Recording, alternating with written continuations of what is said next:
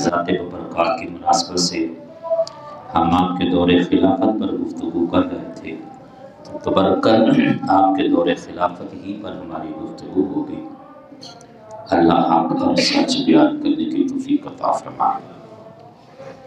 حضرت عمر رضی اللہ تعالیٰ عنہ وہ حضور نبی کریم صلی اللہ علیہ وآلہ وسلم کے خلیفہ ہیں جنہوں نے تقریباً 10.5 سال خلافت کی ذمہ داریاں سر انجام دی، اور یکم محرم الحرام 24 ہجری کو آپ کی شہادت، آپ اس دنیا سے تشریف لے گئے۔ حضور نبی کریم صلی اللہ علیہ وآلہ وسلم کی جو خلفاء راشدین مقرر ہوئے، ان کی خلافت کی ذمہ داریاں تا حیات ہوتی ہیں۔ اس طرح نہیں ہوتا کہ 4 سال بعد 5 سال بعد الیکشن ہوں، ووٹ پڑے، پھر کوئی اور آ جائے، پھر اور آ جائے، نہیں، یہ تا حیات خلیفے ہوتے ہیں۔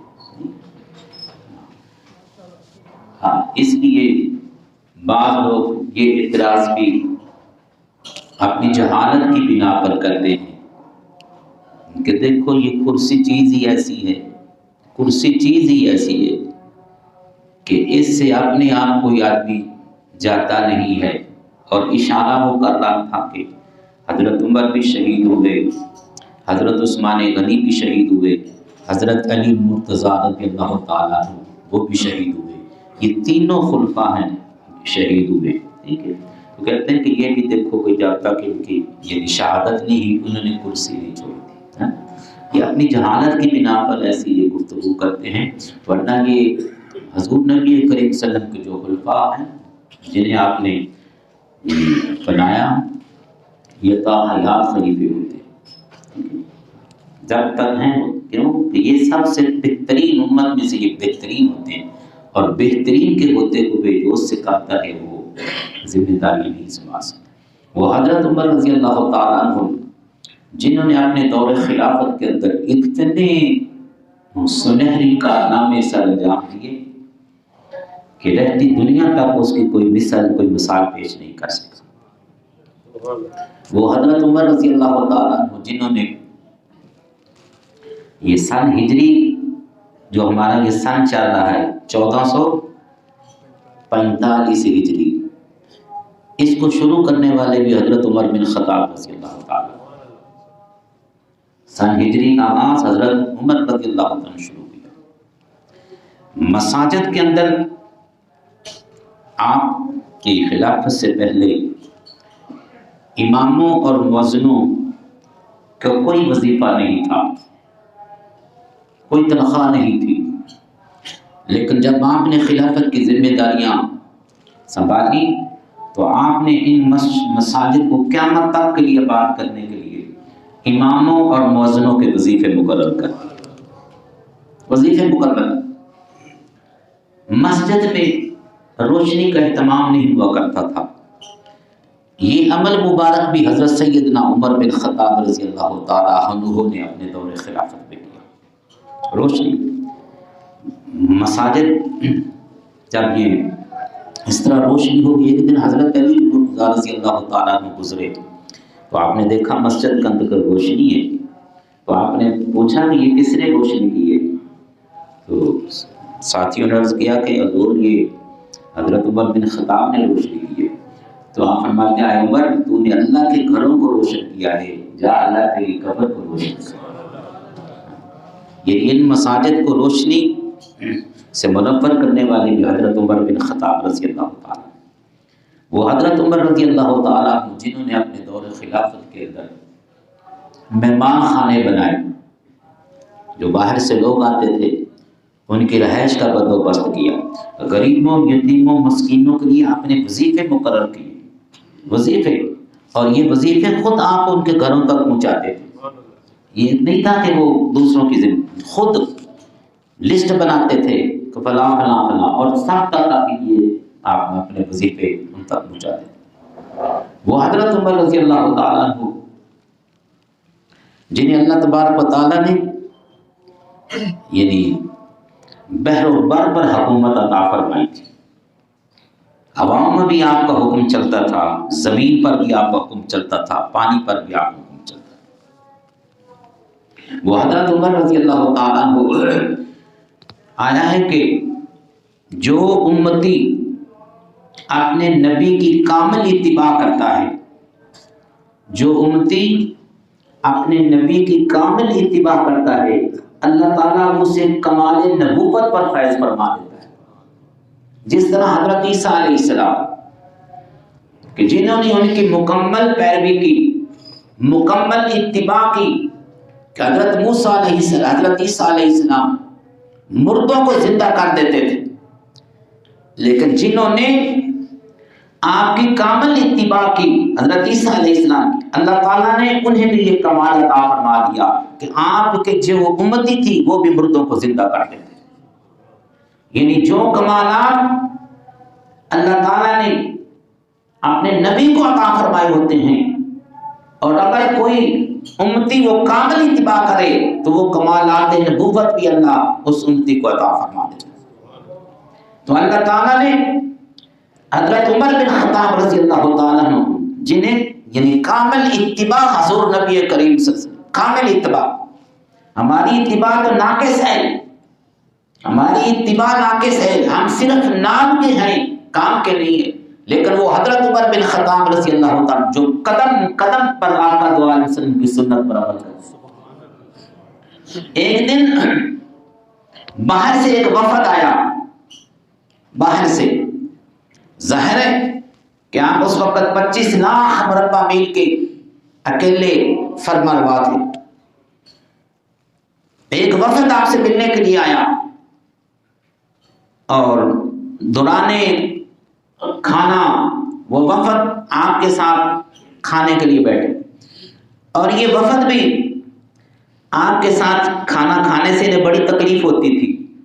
وجہ کیا تھی کہ حضرت عمر بن خطاب رضی اللہ تعالیٰ عنہ کے دسترخوان پر 70 کھانے نہیں ہوتے تھے، 70 کھانے نہیں ہوتے تھے۔ حضرت عمر بن خطاب نے سادہ غذا کیا، سادہ غذا، اور یہ جو باہر سے وفد آتے تھے یہ اس سادہ غذا کھانے کے عادی نہیں تھے، وہ تو بڑی بڑی اونچی اونچی خوراک کھاتے تھے، اور وہ جب حضرت عمر بن خطاب رضی اللہ تعالیٰ کے ساتھ بیٹھتے تو انہیں بڑی تکلیف ہوتی کہ یہ کھانا تو ہم نے کبھی دیکھا بھی نہیں جو آپ کے ساتھ کھا، لیکن حضرت عمر بن خطاب رضی اللہ عنہ کبھی اس کی یہ پرواہ نہیں کی۔ دوران کھانا آپ بھی ان کے ساتھ کھانا کھاتے تھے۔ میں عرض کر رہا ہوں کہ کس طرح آپ کامل اتباع فرماتے تھے حضور نبی کریم صلی اللہ علیہ وسلم۔ آپ کھانا تناول فرما رہے ہیں اور ایک لقمہ آپ کا زمین پر گر پڑا، لقمہ، چاہے وہ روٹی کا ٹکڑا تھا، چاہے وہ گوشت تو نہیں ہونا تھا، وہ روٹی کا ٹکڑا تھا، نیچے گر گیا۔ جب نیچے گرا تو آپ نے اس کو صاف کر کے آپ نے اس کو کھا لیا۔ جو پاس آپ کے صحابہ کرام یا دوسرے وہ دیکھ رہے تھے آپ کے اس عمل مبارک کو، انہوں نے بعد میں آپ سے عرض کیا حضور آپ نے یہ کیا تھا؟ تو میں کیا کیا تھا؟ کہا حضور وہ کھانا وہ ایک آپ کا نوالا نیچے گر گیا تھا، آپ نے اسے صاف کر کے پھر تناول فرما لیا تھا۔ یہ جو آپ کے پاس یہ وفد بیٹھا تھا وہ کیا کہیں گے؟ وہ کیا کہیں گے؟ آپ نے فرمایا ہے دوستو سنو، کیا ان گواروں کے لیے، ان جہلوں کے لیے میں اپنے آقا دو علیہ وسلم کی سنت کو چھوڑ دیتا؟ یہ تو میرے محبوب کی سنت ہے، کیا ان جہلوں کے لیے میں اپنی سنت کو چھوڑ دیتا؟ یہ وہ حضرت عمر رضی اللہ تعالیٰ جنہیں پھر اللہ تعالیٰ نے جو حکومت عطا فرمائی۔ ایک دن آپ مسجد نبوی کے ممبر پر بیٹھے خطبہ ارشاد فرما رہے ہیں، اچانک زمین نے ہلنا شروع کر دیا، زلزلہ، آپ کے ہاتھ میں آسا تھا، آپ نے اسی وقت آسا زمین پر مارا اور فرمایا اے زمین تم جانتی نہیں کہ تم پر حضرت عمر جیسا ایک عادل حکمران موجود ہے اور تو ہل رہی ہے۔ اسی وقت زلزلہ اور اس کی جنبش ختم ہو، اور وہ حضرت عمر رضی اللہ تعالیٰ خالی نام کا عدل و انصاف نہیں تھا بلکہ حقیقتاً تھا، یہ نہیں تھا کہ اس طرح۔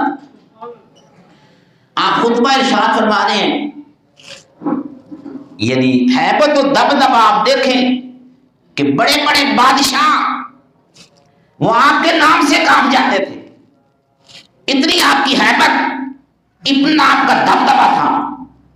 ایک غیر ملکی ایلچی آپ کو ملنے کے لیے آیا، ملنے کے لیے آتا ہے، وہ مدینہ شریف میں پوچھتا ہے کہ آپ کے جو شہنشاہ ہیں ان کا وہ دربار کہاں ہے، ان کا محل کہاں ہے؟ تو انہوں نے کہا ہمارے شہنشاہ، ہمارے تو شہنشاہ نہیں ہوتے، ہمارے وہ امیر المومنین ہیں۔ کہا ان کا محل؟ فرمایا ان کا کوئی محل وال نہیں ہے۔ فرمایا وہ مجھے کہاں ملے کہ میں ان کو ملنے کے لیے آیا؟ فرمایا ادھر دیکھو، کسی درخت کے نیچے آرام فرما رہے، دیکھو کہیں۔ جب وہ آپ کو تلاش کرنے کے لیے نکلا تو واقعی دیکھا کہ سنگ ریزوں پر حضرت سیدنا عمر بن خطاب رضی اللہ تعالیٰ عنہ اینٹ کا سنانا بنا کر بہ گئی استراحت ہے درخت کے سائے کے نیچے۔ وہ آدمی وہاں کھڑا ہو کر ہیبت سے ان کو تکتا، حیران ہو کر کہتا ہے یہ وہ شخص ہے جس کے روح پر دبدبے سے ہمارے بادشاہوں کو اپنے وہ نرم گداز ریشمی بستروں پر بھی نیند نہیں آتی، لیکن یہ میٹھی نیند سو رہے، سنگریزوں پر میٹھی نیند سو رہے۔ اور پھر کہتے ہیں عمر تو نے عدل کیا، تجھے ان سنگریزوں پر بھی میٹھی نیند آ گئی، اور ہمارے حکمرانوں نے بے انصافی کے ہی انہیں وہ ریشم و نرم و نازک گداز گدوں پر بھی نیند نہیں آتی۔ وہ حضرت عمر یعنی ایک خطبہ ارشاد فرما رہے ہیں، ایک صحابی کھڑا ہو گیا، کہنے لگا حضور ہم آپ کی بات نہیں سنیں گے۔ فرمایا کیوں؟ فرمایا جب تک میرے آپ سوال کا جواب نہیں دے دیں۔ فرمایا بتاؤ کیا سوال ہے تمہارا؟ کہا حضور لگتا ہے کہ آپ نے کوئی تھوڑی سی بے انصافی کی ہے۔ فرمایا کیا؟ کہا کہ جو آپ نے چادریں تقسیم کی تھی ہم سب کے اندر، وہ ایک ایک چادر سب کو ملی تھی، اور ایک چادر سے کرتا نہیں بن سکتا تھا، ایک چادر سے کرتا نہیں بن سکتا تھا، اور آپ نے اسی چادر کا یہ کرتا بنایا ہوا ہے، اسی چادر کا کرتا بنایا ہوا۔ معلوم یہ ہوتا ہے کہ آپ نے ایک چادر نہیں، آپ نے دو چادریں لی، کیونکہ ایک چادر سے تو کرتا پھر آپ تو ماشاءاللہ آپ کا قد مبارک بھی بڑا ہے، آپ کا تو بن سکتا ہی نہیں ہے، یہ آپ نے کس طرح بنا لیا؟ فرمایا اچھا، فرمایا ٹھیک ہے، اس کی حقیقت میرا بیٹا عبداللہ بتاتا ہے۔ آپ فرمایا کہ عبداللہ ان کو بتاؤ یہ کیا بات؟ تو حضرت عبداللہ کھڑے ہو گئے اور سب کو فرمایا بھائیو اصل میں بات یہ ہے، ایک چادر مجھے ملی تھی، ایک چادر ابا جان کو ملی، ایک والد صاحب کو ملی تھی، ایک چادر مجھے ملی، اور تمہاری بات ٹھیک ہے، ایک چادر سے کرتا نہیں بنتا تھا، تو میں نے اپنی چادر بھی اپنے والد صاحب کو دے دی ہے کہ آپ اپنا کرتا بنا لیں۔ اور میں بے انصافی نہیں کی۔ وہ حضرت عمر حضرت انس رضی اللہ عنہ فرماتے ہیں اکثر ہم نے دیکھا کہ پہمت لگے ہوئے آپ نے کپڑے کرتا اپنے زیب تن فرمایا اور چمڑے